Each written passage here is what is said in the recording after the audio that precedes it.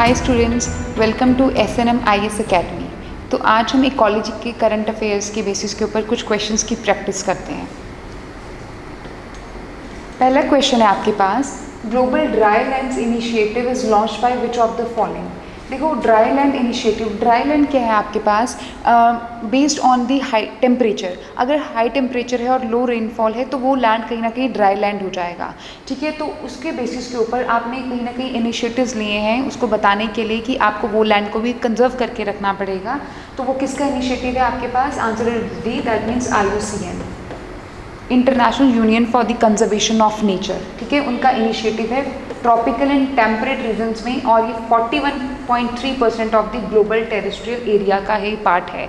तो आपको सॉइल और लैंड को प्रिजर्व करना है, ड्राई लैंड होने से रोकना है। देखिए, नेचुरली जो मिलता है, लेकिन कहीं ना कहीं अगर विद दी ग्लोबल चेंजेस, जैसे आपके पास ग्लोबल वार्मिंग हो रही है, टेम्परेचर में चेंजेस ज़्यादा आ रहे हैं, तो जिसकी वजह से लैंड जो है वो ड्राई की तरफ बढ़ रही है और रेनफॉल कम हो रहा है। सो ये इस चीज़ को आपको अवेयरनेस करने के लिए, इसके ऊपर एक्शंस लेने के लिए IUCN का ये इनिशिएटिव है। Next question, fire ready formula to combat wild fires promoted by which of the following institution. देखिए, अगर आपको पता है कि आपके पास ये यूनाइटेड नेशंस ग्लोबल फुटप्रिंट, आपके पास फुटप्रिंट नहीं, UNEP की एक रिपोर्ट है, फ्रंटियर रिपोर्ट, जिसमें फ्रंटियर में वो 3 थीम्स के ऊपर, 3 टॉपिक्स के ऊपर बात करती है। आपके पास noise, blaze and their mismatch. Noise, blaze and the mismatch. देखिए, नॉइज़ का मतलब बिकॉज ऑफ द नॉइज़ जो पोल्यूशन हो रहा है। ब्लेज मीन्स फायर्स, ये भी एक बड़ा इमर्जिंग मुद्दा है जिसके ऊपर हमें फोकस करने की ज़रूरत है, क्योंकि आजकल वाइल्ड फायर्स की वजह से जंगलों में जो आग लग जाती है because of any reason even, तो इसमें क्या है, जो हमारी वाइल्ड फौना एंड फ्लोरा है उसको काफ़ी वो बायोडाइवर्सिटी लॉस हो जाती है, तो वो भी एक इम्पॉर्टेंट कंसर्न है। And then the mismatch.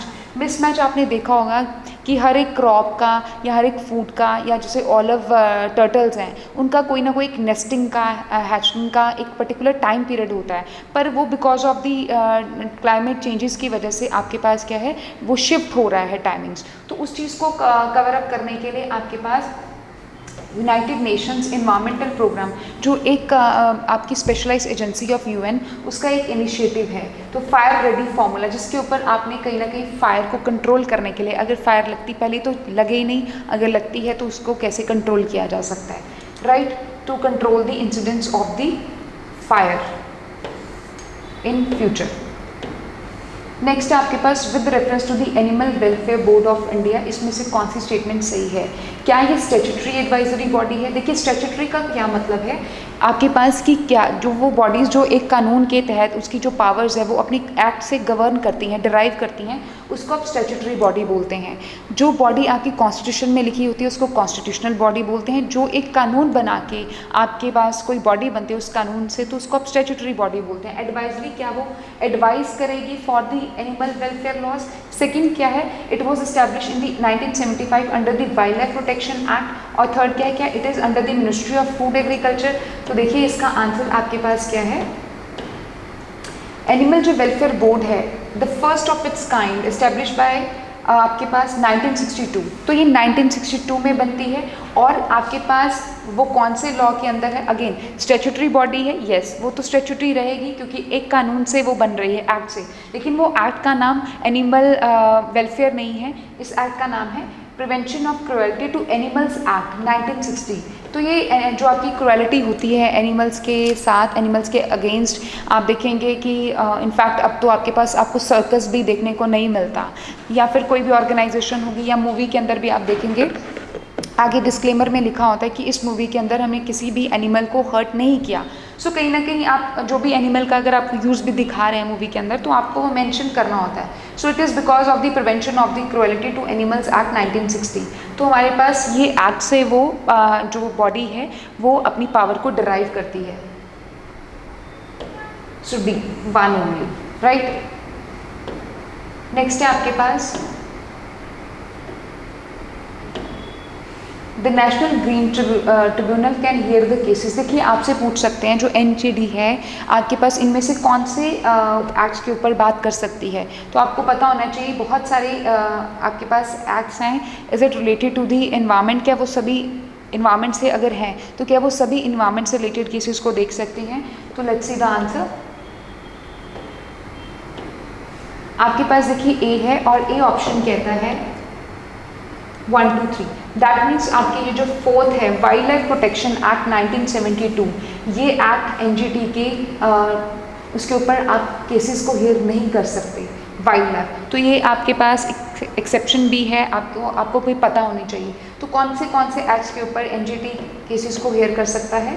So the water prevention and control act 1974, the water prevention and control of pollution cess act 1977, देन आपके पास फॉरेस्ट कंजर्वेशन एक्ट है, एयर प्रिवेंशन एक्ट है, इन्वायरमेंटल प्रोटेक्शन एक्ट 1986 है, and the public liability insurance act, last is the biological diversity act. तो आपको इनमें से सभी केसेस के बारे में पता होना चाहिए, तो वो आपसे पूछ सकते हैं कोई और केस देखकर, क्लाइमेट से रिलेटेड कोई और भी केस देखकर, एक्ट देखे उसमें से कि क्या इसके ऊपर एनजीटी क्या किस केस को हेयर कर सकती है या नहीं, राइट।